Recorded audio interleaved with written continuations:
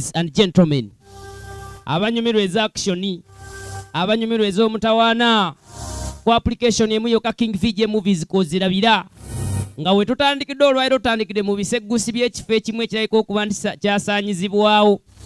Embeera y'obulwadde emu yali egudde mu kibuga nga bw'omanyi tewali ataalumibwa covid, tewali ataamuwulira, n'abataaliwo abataali bazaale bali mujjukira. Kati no esaidi eno waliwo ekifo kikino kitibwa Haven Nano Systems. Ebbali eno ddala mu biseggusi w'ekibuga. Bantu abasinga bali bagwa mu kibuga nga bw'omanyi.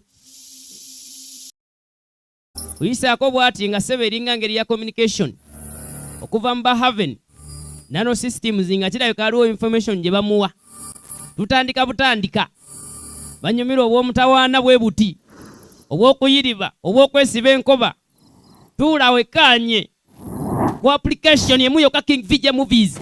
Bw'awulira ebyo yamanya waliwo aliwo. Kwe kusooka n'ayitawo, sooka najja modre eyo nami naye ivyo kati eno waggulu bamusindikidde engeri y'obwombo obwombogozo ne kasooka n'atekako emisinde kamuliko ku bbala.